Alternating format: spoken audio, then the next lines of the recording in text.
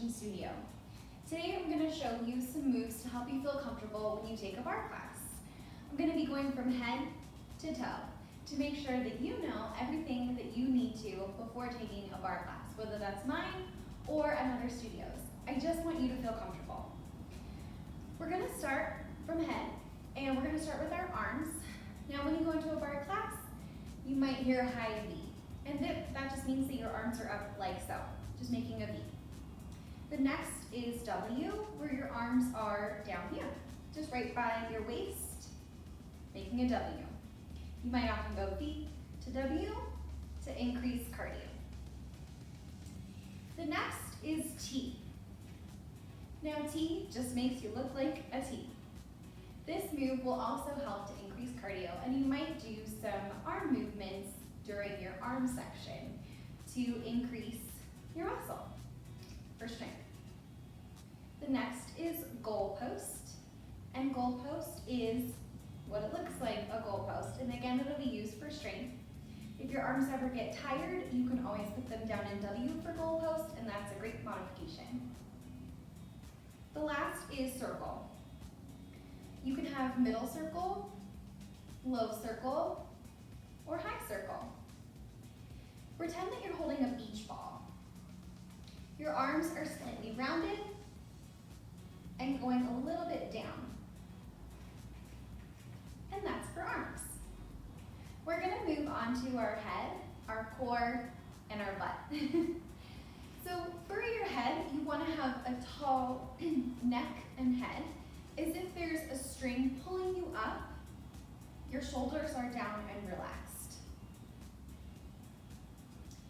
You want to have an optimal spine, and that just means that you have a flat back. Whether that means that you are coming down a little bit or standing straight up, you just have a nice flat back. You're not purposely arching your back, but keeping everything nice and tight. And it helps to suck in your core to keep that spine optimal and that back nice and flat. When you're hinging at your hips, which you'll also hear, you want to keep that back nice and flat. You can even put like a yardstick behind you just to have that motion of moving and hinging at the hips. When taking a barre class, you want to remember that your body is a square, meaning you can draw almost a square between your shoulders and your hips. So you want to keep square on. Every time you do a movement, you try and keep your hips going the same way as well as your shoulders.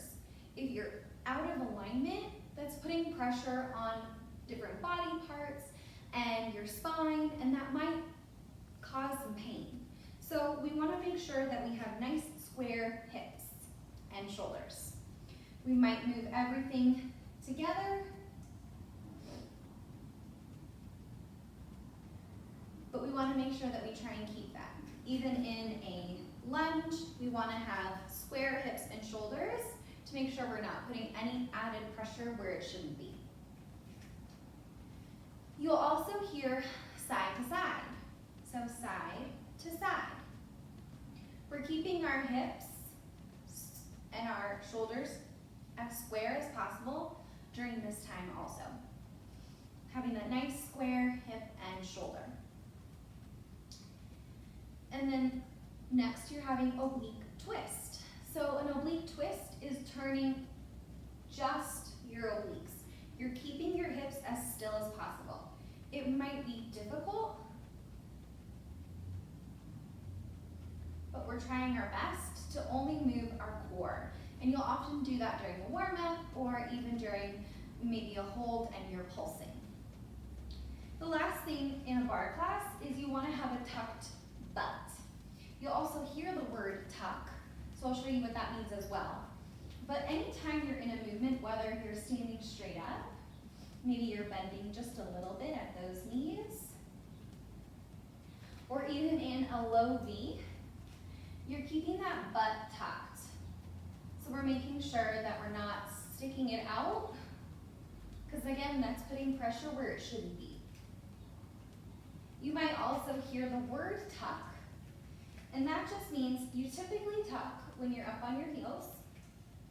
And I'm going to go to feet and legs next, but to point out what tuck means, say you're in a bent knee position, you're in a chair, it just means to tuck your butt in just a little bit more, and you feel a little bit in your core as you're tucking, and it really makes everything kind of burn, but in a good way. Next, we'll move on to legs. So for our legs, we always want to keep a nice little slight knee bend. It's not a very purposeful, like, ooh, super bent, but just a slight knee bend because we want to protect those knees. So locking them into place isn't going to be the best. We want to have a slight knee bend to make sure that we're supporting that leg throughout every move. Next is parallel feet. And parallel feet can be right underneath you. They can be hip distance apart, and they can also be wider than hip distance apart. You can bend in these positions, doing squats and things like that, but we're just keeping our feet parallel. You'll also have different foot positions. You'll have V, which is like making a pizza with your feet. It may not go this wide, or it may even go wider. We want to go to your optimal range, so where you don't feel any pain. And if that's right here, then that's where it is. We want you to feel comfortable. Next is wide V. Wide V is wider than your hips, just a little bit, and sometimes you might even go even wider so that you can have that nice knee bend. And when we knee bend with that, we don't want our knees going over our ankles or over our toes. We want them just right above those ankles. We want our knees aligning with our toes, our middle toes, doing our best to do that. And don't forget to keep that bum tucked. The next thing you'll hear is, this is fourth position in ballet, or curtsy. You might start in a wide V and go to curtsy, and that just means bringing your foot back directly in line with your heel, and typically you're up on your toes. You've popped that heel. Fourth position.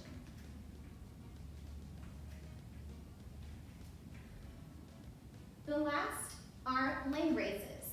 So when you raise your legs, you'll do it from front to side to back.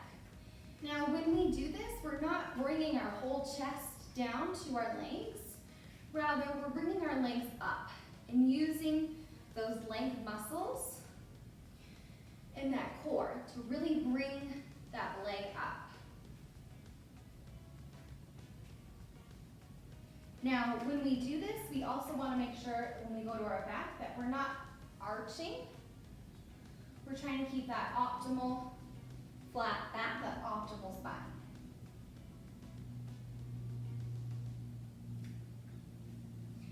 One last thing about leg raises is you may go to the front, and when you do that, or even to the side, you may be rotating your leg internally or externally.